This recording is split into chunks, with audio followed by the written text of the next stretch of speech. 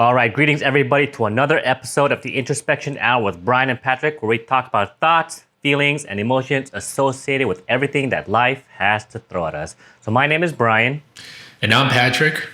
And Patrick, a couple of days ago, I was reading on a website on Reddit or a link on Reddit where up to 40 to 60% of people are actually dissatisfied with their job. And this is not a statistic that has been unknown to us. This has been going on for the last decade, last 2 decades, right? Oh, yeah. And yeah, absolutely. First off, why do you think that? Why do you think people are dissatisfied with work? I think work has become, it's become a drag. Let's put it that way. Like people are in jobs that they don't really want. People are overqualified or they just got a job because they needed a job. And so they're forced into it. There's a lot of different reasons. But in general, I think people just have this obsession with work that revolves around jobs. And so their entire life revolves around their job. And that just, I try to take a different approach on that. But yeah, what about you, Brian? What do you think? Why are people so fed up with their jobs? So before I answer your question, actually, because you're saying how people are fed up with their jobs, right? First, let's talk about that. We are, don't use the word indoctrinated from a young age to go to school. We graduate high school, get a job. We go to college, we get a degree in whatever it is that we're interested in doing. Graduate, get a job, right? Yeah. So when you say people are fed up, that's where I'm confused. Like, didn't you want to be a psychologist? Didn't you want to be a chemist? Like, what was it that all of a sudden, like, oh my God, why is this happening to me? Why am I dissatisfied with going to work? So you got to look at it from both, from different types of jobs when you're looking at it. You have the professional kind of white collar jobs as they're usually referred to.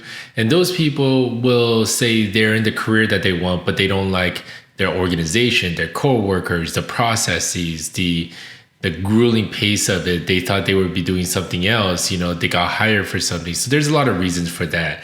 Those people are generally dissatisfied with the environment in which they work, in the environment of their job, so all those things I listed. Then you got the kind of more blue collar workers who actually make a really good living and they're vital for our society, but they're in, monotonous jobs. They're in sometimes dead end jobs. They don't see a career. They also deal with like the brunt of the worst customers, AKA all of us, right? Like, call service reps, customer service, retail employees, restaurant servers. Those people in general, they know what they're doing. They just have to do it to survive. And if you're, if you're working to live in terms of just surviving, it's not a real happy place to be in, right? So that's kind of how I start to kind of distill it down a little bit, because you can't treat every single type of job the same and be like, you should love your job. And a lot of people do.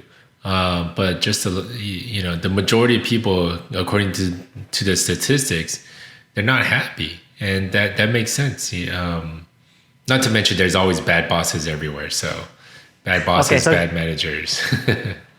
So blue collar jobs, I get it. So just a clarification for a blue collar job, because I always get confused with this. A blue collar job is primarily the labor field, right?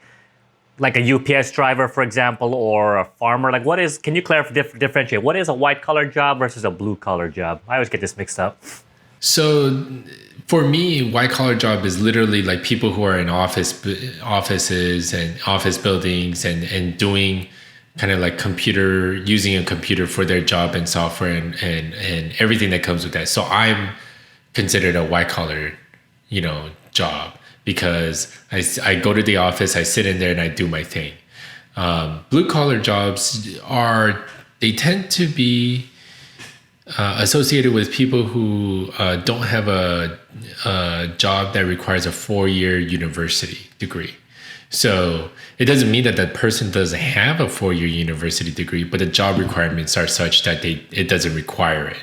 And that's how I understood blue collar jobs. But your plumbers, your electricians, your pest control, retail, whatever it is. So those are blue collar jobs. I think in one sense, yours requires a degree, so you're kind of a mix, and people have different color schemes for it. So yeah, because you're not necessarily in the field, but university educated, bachelor's degree is pretty much the cutoff between white and blue collar jobs, as far as I understand it. So that's how I look at it. Okay. So I understand blue collar jobs being fed up with the work, right? Because let's face it, hard labor is tiring. You're hurting your back, you're hurting your knees. If let's say you're a plumber in this example, where you're just going around people's homes and you're just fixing plumbing and you're doing the same thing every single time. And at some point it becomes very monotonous and you feel like, where's the challenge in doing this? In your case, as a white collar, not criminal, sorry, I'm just so used with that word, white collar criminal, a white collar worker, yeah. Would you essentially experience the same thing, even though granted you're not physically working at your job, but you're essentially doing the same thing every single day, or maybe it's slightly different? Like, you tell me.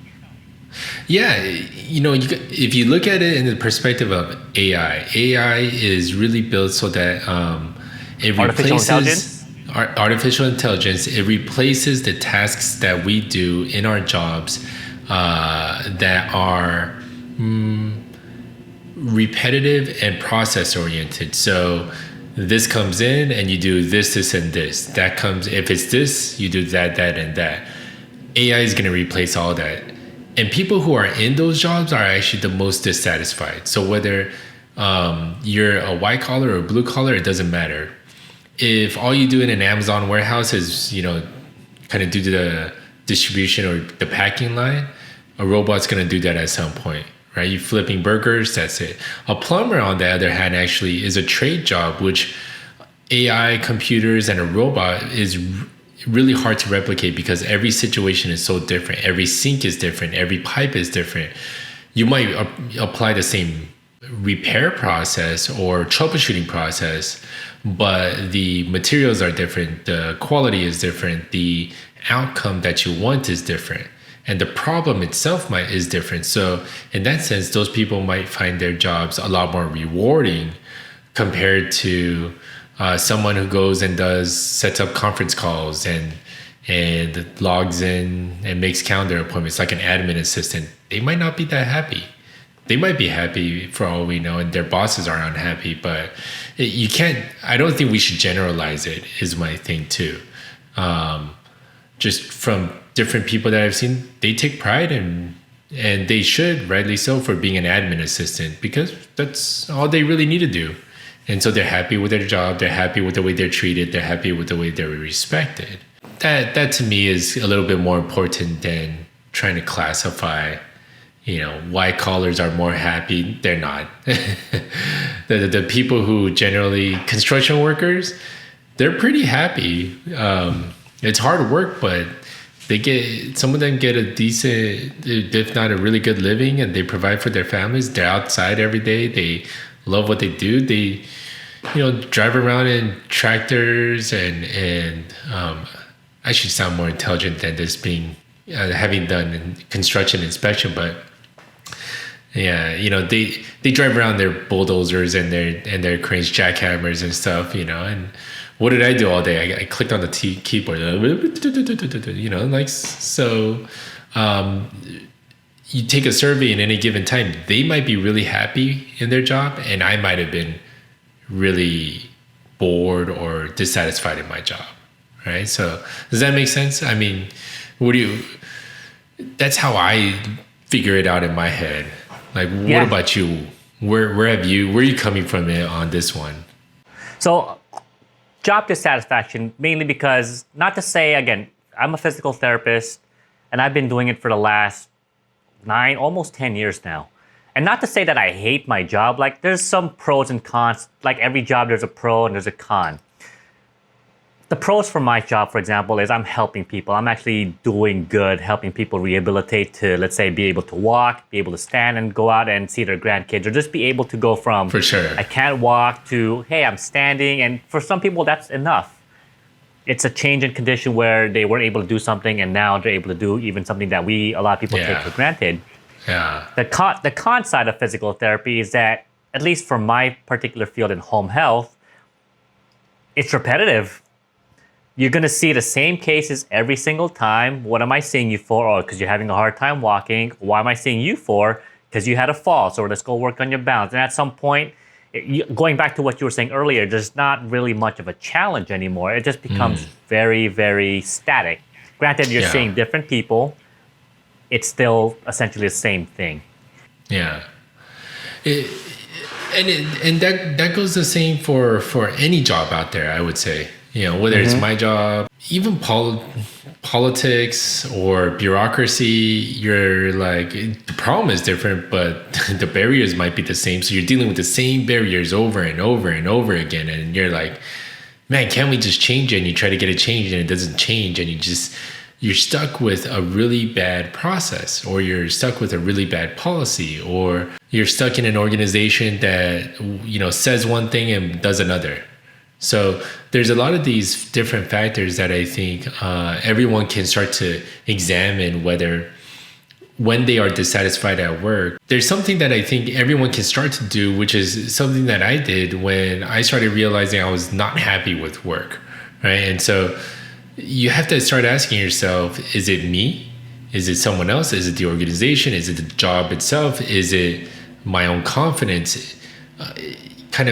You got to look at the whole picture. You can't just narrow it down and say it's because I'm in this type of job. I'll tell you, I said this on another video, but like, I worked at the Gap when I was 16, 17 and high school to early college, right? Brian, that was some of the most fun I've had working. Like if I could go back to that time every now and then and, you know, recall all the I'll call them alumni. We have a Gap 220. Our store number was 220, like alumni. Dude, we would have a blast like one day a month. I'd totally be down for it, right? I'd even fly from DC to LA just to do that, just because I had so much fun at that job, even though I was a big nerd. I mean, so, okay, going back to that. So this is you in high school, right? I remember you were like 17, 18. The best part was getting discount from Patrick for like 30% employee discount. Always got to take advantage when you're younger, right? Especially with college and you have no money. Working a labor job, where in my opinion, that sounds very monotonous. It seems very boring. Let's just face that. It seems very, but you're just folding clothes all the time. But you said it's the most funnest job you've had in a long time. Why? What made it fun? One, it was the coworkers, right? So I had an amazing set of coworkers that, you know, let me be pretty nerdy, geeky, but I thought they were all cool and cooler than me. And so they kind of helped me grow as a person. Not to mention the amount of different situations that you're thrown into in retail and trying to sell a pair of women's jeans or clothes and food at the same time is I guess it was a lot of new experiences for me at that time. But I still remember, you know, I can tell you story after story about like a certain day where there was this type of customer and things like that. There's less of that once I got into my white collar job, so to speak. So maybe it is the growth, maybe it is there, but I would say the coworkers had a big, you know, hand in that. One of the managers that I used to work for, she hired me. She you know, really helped me out. Allison, you know, we worked together and we still stay in touch. And they made it fun. It was great. And for that time in my life, it was perfect. It was not that great pay, right? The hours are whatever. And literally the only thing that made folding clothes worthwhile was the people that you were around. So the people that we have in our work and that we are around for what we do make a big difference in anyone's job. And I noticed that in the different companies and organizations I worked for, if you're not around a lot of good people or a lot of fun people, any job is going to seem really bad, right? Or just boring and not worthwhile. So that was one of my fun times. I still love it. But I mean, you've been in kind of your field, and you've gone around to a couple different companies. What stands out to you as having the most fun, or has it been this monotonous, and have you been fed up with work for the last, let's say, 8 years? Because assume the first 2 you had some fun, right? It's actually interesting you bring up, I guess you could say, stages of your life, right? I remember when I was an intern, and I was an intern at the Glendale Adventist Medical Center outpatient program. I thought that that's what physical therapy was supposed to be like. So you brought up coworkers. In my case, they weren't coworkers. They're my, I guess you could say, my superiors, right? Because they're technically my mentors who were supposed to help me train and become a PT. Looking at those people interact with each other, it was particularly a group of guys. There was maybe a few females, but it was mostly like a male, I don't know what's the word, machismo, just a male bonding experience where a lot of guys got along really well because they were very interested in the same things. And I thought that's what PT was like. That you would have great coworkers, you'd hang out and actually go out and do stuff and not just go to work and be like, hey, you're my coworker, buddy. Like you actually had friends at work, but you guys could also see each other on the weekends. After I graduated, my first job was an outpatient clinic similar to that one. And I tried my best to really emulate that environment, but I could tell that it wasn't going to work out. It wasn't the same. A lot of people, it's kind of like they saw work as just work. The minute they're off the clock, I'm just going to go home. I'll see you next week. And that's that. We don't really hang out afterwards. And so granted, I was a little disappointed that I couldn't resemble or mimic the same environment that I had when I was an intern. And then after that, I transitioned to, let's say, home health, where I am essentially on my own treating clients in their houses. So I'm essentially a worker by myself, so I don't have coworkers. As much as I love the flexibility, which is what I'm doing now, I love the flexibility, we're not really interacting with anybody other than just our patients. And that's the part where I feel like it's the hardest part. So going back to what you're saying regarding working at the Gap is that, yeah, when you have a good community of people you can really get along with, your boss is cool. They're not writing you up like, hey, why did you come in 5 minutes late? Or, you know what I mean? And you have coworkers they still ask me, but talk about. Sure, okay. Why you gotta be late, man? Work from home can't be late. I'm Korean. I'm always late.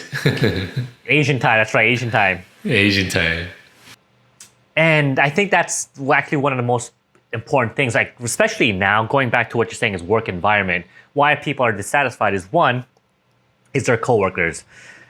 My friend who works at Amazon, for example, he's a software developer, and he's saying depending on what team you're on, work can either be really great or it could be hell. Yeah. And the reason why he says it could be hell is because a lot of times people are trying to one-up you. And I can't imagine working for a company where like you're always trying to be one-up and I came up with this idea. No, you came up, like it's like you're trying to fight and bicker where you're supposed to be a team, right? You have one, I forget what it's called. You have a manager who's in charge of like, I guess project managers who are in charge of a team who develop certain software for certain companies. So you should all technically be working together while a project manager should not be taking credit for the whole thing. Like that's BS to me. So I think coworkers, yeah, is definitely one important aspect of having a fun and having a fun work environment. You know, what's interesting is that as much as coworkers are really important, you describe a job that's similar to like the plumber, the electrician, the handyman, or handy person if you're a woman that does a lot of that stuff. So those people find joy in different ways and not necessarily the camaraderie that you're perhaps looking for, right? And so there's a perspective where people are like, oh, I love it because of the people I work with. Well, some of those people that are really happy, they say they love it when their clients are just happy and they fix the problem. And that's all they need, right? Like they just need that real one sincere thank you. And you saved my butt. And they're like, dude, that was totally worth it. You know, totally worth whatever they put up with. On the flip side, having good coworkers is good. Sometimes forcing the camaraderie is a little weird. It's awkward. The other thing that I've noticed is if you have a bad boss, if you have a bad manager, just whoever, for whatever reason, you just can't get along with, or you don't see eye to eye. I've had a few. It makes your life horrible. It's super stressful because every day you're going in wondering, am I going to get fired? Right? Like literally is that stressful. And so that happens a lot. That happened to me. And it took me a lot to really ask myself, is it me? Right? And without going into some of these books that I've read and things like that, there's a concept that says at some point you become a contributing factor to the cyclical nature of a bad work relationship or just even a bad relationship, with a friend, with a coworker, with a boss, whoever it is, because you can't just put the blame on someone else, right? Like you have to take some responsibility for yourself, but admitting that is really hard, especially when, it's like, well, my boss told me to do this. Your friend that's the Amazon coworker, like if he or she is in a bad team, they're totally just blaming their project manager, right? And or whoever the boss is. That's true, but at some point you got to take ownership for your own thoughts and actions and how you react. Even if they're treating you bad, how do you react? Because if you react negatively, then they're gonna reciprocate, and then you just keep going in a cycle. So I've learned that kind of through multiple experiences. You just really have to, at some point, stop and consider the whole picture. Organization, environment, friends, and then fit it to what your life is, what you're looking for. It seems, living the way that you do and the flexibility that you have, do you still yearn or look for that camaraderie? Like you want a group of coworkers you can hang out with, or is that something that you're just kind of forcing onto your job, so to speak? So initially, I thought that's what I wanted because it's a part of it was just being able. I thought, let's just face it, I thought that's what life was like. Yeah. My mom is pretty close with her coworkers. She's been at the same company for I can't believe like almost 30 years, and that's a long time. And actually, the interesting part is like our parents' generation, for example, are the type of people who will stay with one company until they retire. Sure. Our generation, millenniums, Gen Z, I forget, whatever, after millennium, our generation and up, we're the type of generation who likes to work for a company anywhere from 2 to 3 years. And we feel like, once we've learned everything that we can learn, we jump ship and go to a different company. And it's so interesting to see the mindsets of how one generation can flip like that in terms of the career. It's because, what do you think that is? Like, why is that? So I've actually had to kind of study up on this a little bit more with my work, because we do workforce development for transportation engineers. And so without going into a lot of that, when you look at the generational similarities, I won't start with like Gen Xers because it's hard without us being them. So I will say from like millennials and after, right? So millennials, what we generally have responded of saying we want in a job is something that is where we can see growth in our career. We always want to be moving. We always want to be getting more responsibility, learning something new, being in a different environment, but testing our skills. So we constantly want to be challenged. That's millennials. Now, the generations after us, with millennials, one thing that people generally kind of notice is, well, you change jobs every 2, 3, 4, 5 years. And that is absolutely true. Because most companies and most organizations are not set up to enable an employee to change constantly. And when I say constantly, I mean like every 2, 3 years. Most companies are not set up that way. They're not set up for me to try working with a different group or a different department. Some of the newer tech companies maybe, but most of the older, kind of been around for a while, larger companies, any engineering company or architectural company, they can't move that fast. Their HR literally can't move that fast, and from an organizational standpoint. So then the only option that we have is go to a different company, get a pay bump, get a raise in status, perform there, and then go get another job and get another job and get another job until you're at a point and a level that you're satisfied that you want to be at that level, right? So you move up as fast as you can, and then you get to that point and you're like, I'm gonna stay here for a while. So that's millennials in general, whether it's moving up in the corporate ladder or leading organizations and leading change. The thread that starts to change, that started, I would say, with millennials is we started to be more picky about the places we work. So we started to choose companies based on our values, based on their values, based on, what their brand is. If you notice kind of these days, Patagonia, one of the most liked and loyal brands out there. And it's because of the way that their customers see how the organization treats their employees and what they do from like a social justice side and things like that. The next generation, the Gen Zs, the iGens, they are even more hyper aware. They will purposely not work until they find a place that really suits them. And it's interesting. They take their time, and they are willing to be more patient on. Other things, they are not very patient, like, how fast you get information and how fast the Snapchat loads and how fast your phone is and things like that. So they won't wait on that stuff, but they won't go into a situation and put themselves in such an uncomfortable situation unless they saw a real clear value. Like, they want to see a change. They want to be part of the change. It's very interesting in that sense. So people move around jobs, and a lot of we'll say like older generations think that's a bad thing.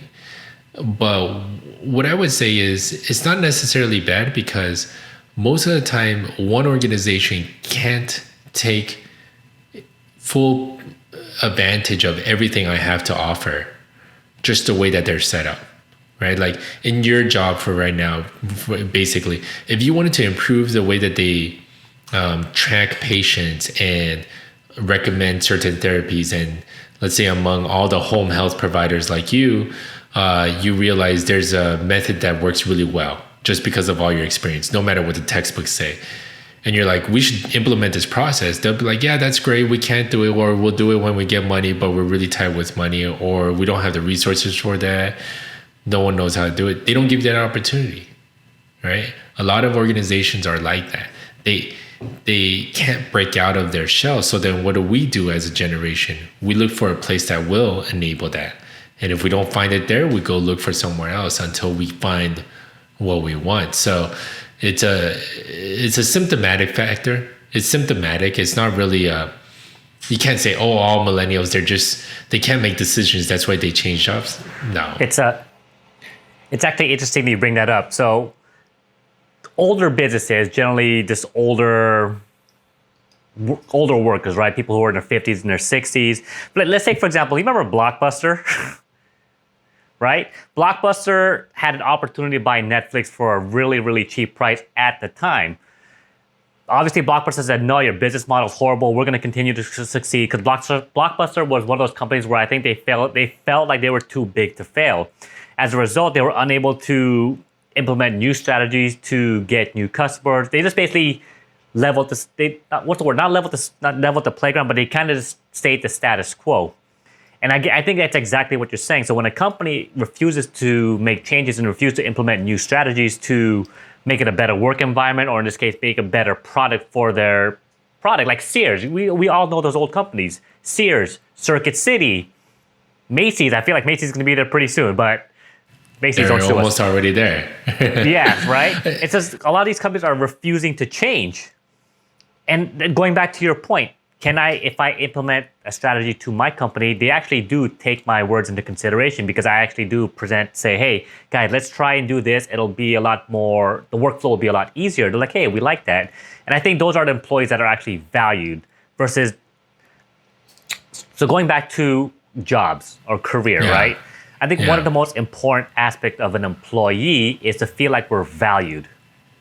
Absolutely. And we're not just a number, right? Right.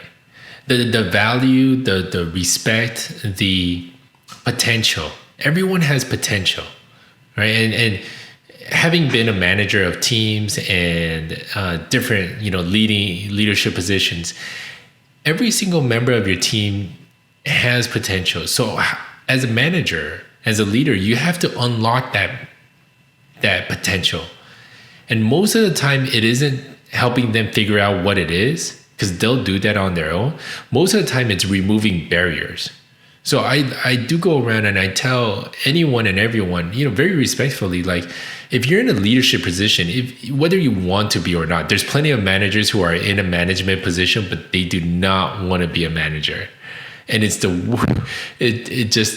they have to, because the pay is there, the stability is there, the whatever, right? Like, there's reasons why they're forced and they're staying in those management positions.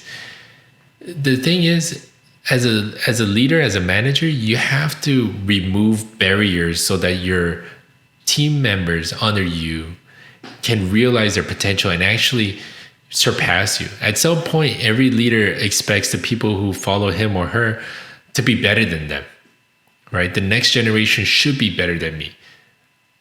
I want them to succeed. This is how the approach should be, but everyone's so scared. It's a fear. Oh, if I do this, they're going to replace me. They're not going to need me anymore, so I'm not going to let them do that. So there's a lot of fear built into the way a lot of organizations work, and that fear is stopping a lot of innovation and progress. So leaders do need to remove those barriers and kind of embrace that change, but reassure the older workforce that they're not going to just get pushed out. And it's important to do that. But yeah, I've been in a lot of conversations, and it really does come down to people being valued. That can be worth 10, 15 grand in a salary, like after a certain point. I'll say one more thing on this, which is, when you're, like, let's say, making from minimum wage to 50 grand, every 5,000, every 1,000, every 5,000, every 10,000 increase matters. From 50 to 100, it starts to matter less, because you're comfortable. The amount that you go up is incremental. It's not very big, life changing. Once you go from like 100 to like 200,000, or like 200 to 500,000, your lifestyle changes. But for the majority of Americans that make still less than 100, 120 grand, 0 to 50 is pretty important.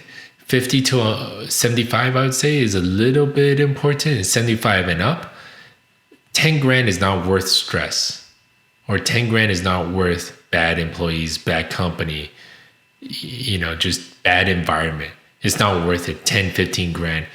It really isn't worth it, because at that tax bracket and all the other financial considerations.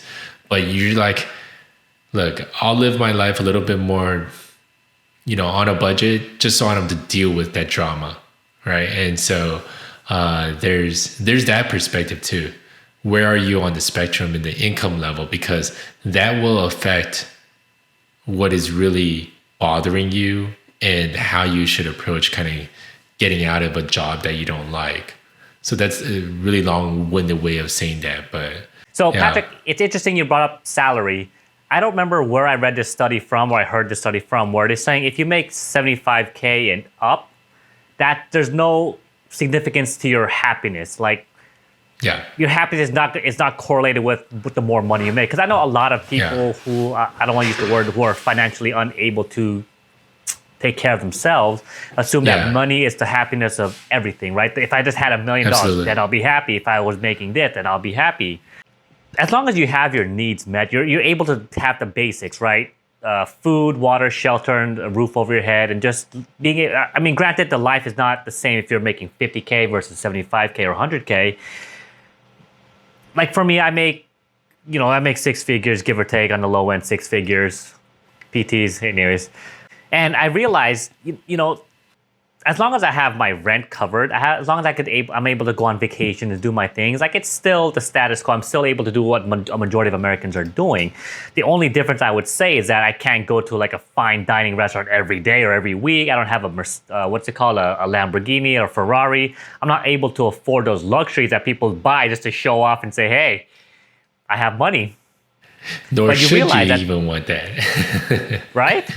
At the Yeah. same time, you feel like, are they? And I realized something. This might be a little off tangent, but I realized like people who constantly have to buy stuff, it's because they're deep down. I think they're just trying to satisfy that need to feel like they matter. If that makes any Yeah. sense to you, right? Like how often do people buy stuff just so that they could? It's like receiving a Christmas gift, right? We all know what we ordered from Amazon, but we still enjoy. We get that little bit of that dopamine fix. But the minute like you have your item, 2 or 3 days, your happiness reaches back to your hedonic state of you're back to your normal level, right? It'll be crazy this year, like people won't be able to get their release of retail therapy as it's called. And literally, like, what's the best way to, people are like, I'm so stressed, I'm just going to go buy something, right? And I've worked hard, I should reward myself. Those are not necessarily bad in it of itself, but when it consumes a majority of your finances, it becomes an issue. So without even like dovetailing into financial management, because that'll probably be another episode, one thing that we should really recognize is the 75K, 50, 75, probably 75 makes sense. That's about median household income in the US, give or take in when you start to average things out. Your needs are met, Maslow's hierarchy of needs. And so everything above that from 75 and up is really just a quality of life question. It's not a survival question.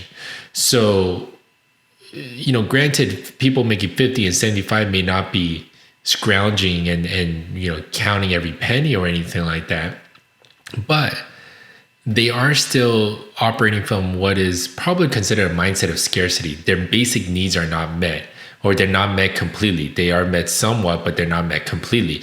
They have an apartment, but it's not an ideal apartment for them and their children, or whatever the case may be, right? Like they're taking care of their parents and their house is falling apart.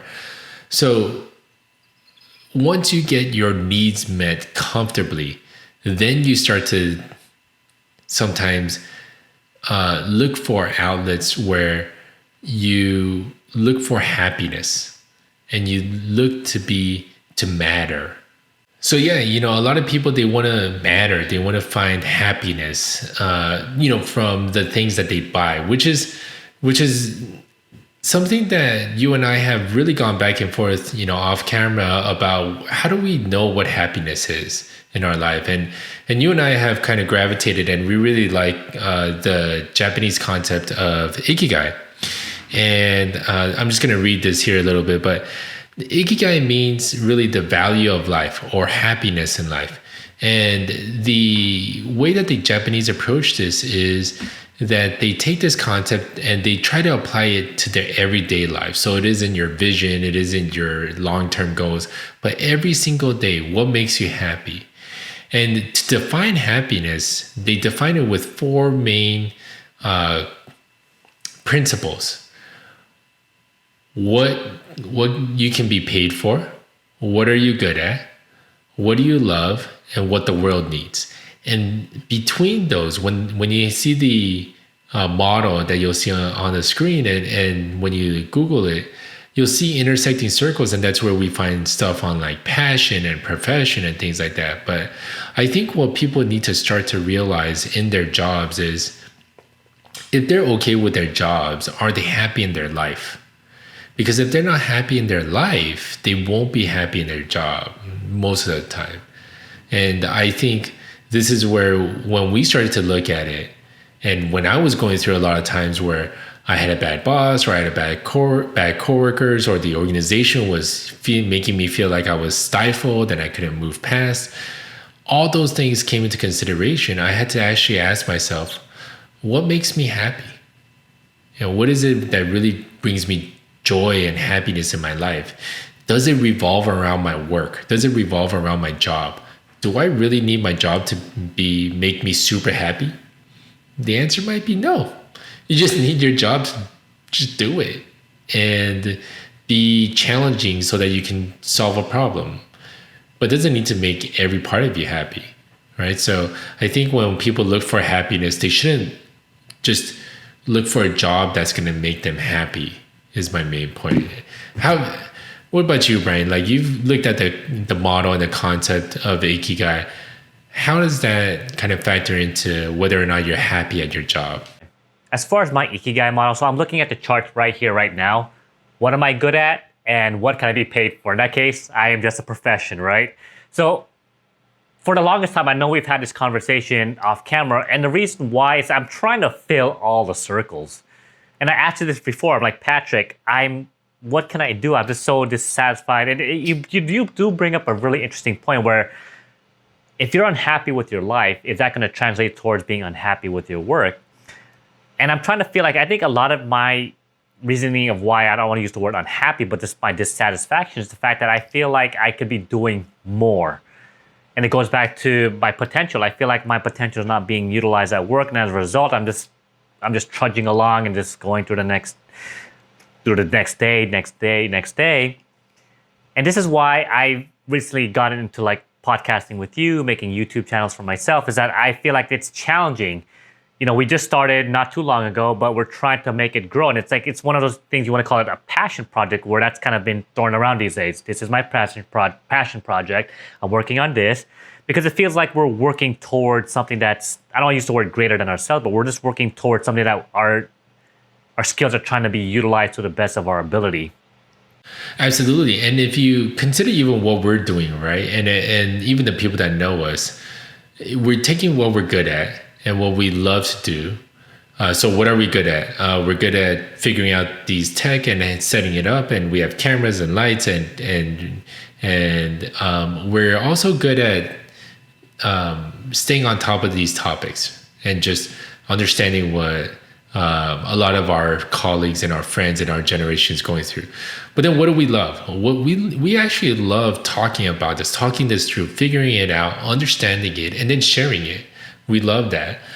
So that right there is defined as passion. Then when you throw in kind of what is our mission, what is our true purpose of this particular series and podcast, we really hope this is more of a positive message that people can relate to, that they can maybe change a little bit in their life that makes a positive impact. Whether or not we know about it doesn't really matter. We're just hoping that happens. And that's driving us. That's what the world needs.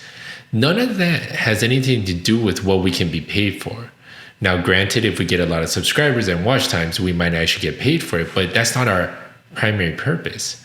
And I use that example in a way of what you asked me, which is, if you're unhappy in your life, then you will almost guaranteed take it to work and bring it back from work.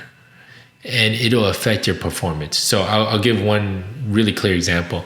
I was dealing with a lot of family issues. Like my late dad, when he was alive, he was an alcoholic. And so there were a lot of episodes and relapses and just dealing with that.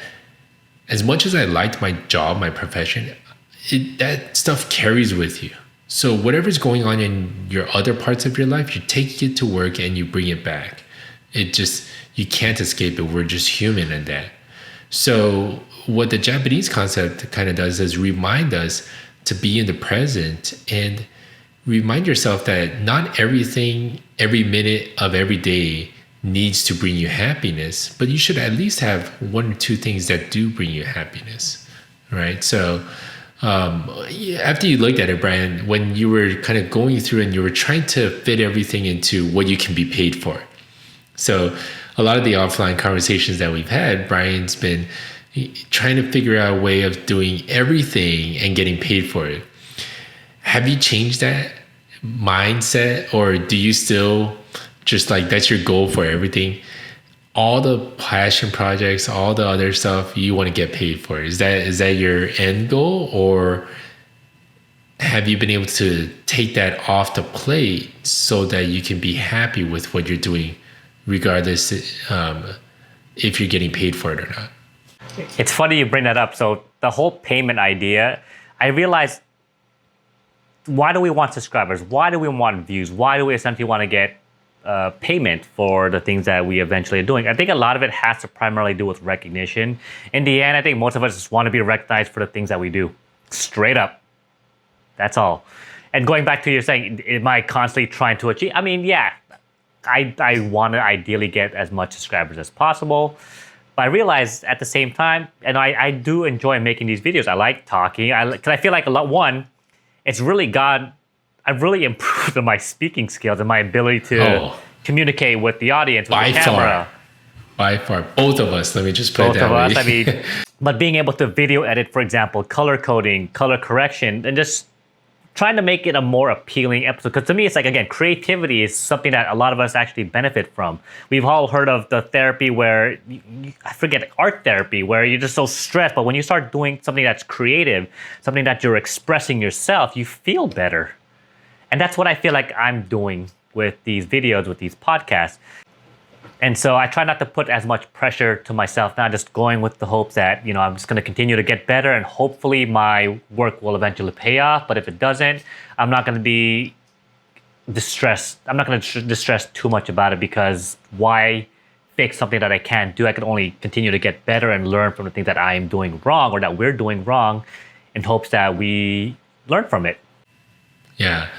And I think this is really something crucial for a lot of people, and something that we discovered even through the creation of this podcast, right? Like, you were doing your thing for a while and I was doing other stuff that wasn't really related to podcasts. But the one thing that we are realizing is, when we start to pursue other projects outside of our job, when we start to do things and fill our lives with creativity, with something that allows us to tap into that potential and not put your entire expectation of your life's happiness to your profession or your job, then it actually is a lot more fun. It's a lot better. It's more relaxed, The biggest critic for me is my wife, and she'll tell me whether or not I look horrible or whatever, but she still supports me. And, in every sense, I make these episodes hoping that she'll say I did a really good job. And that's all I need.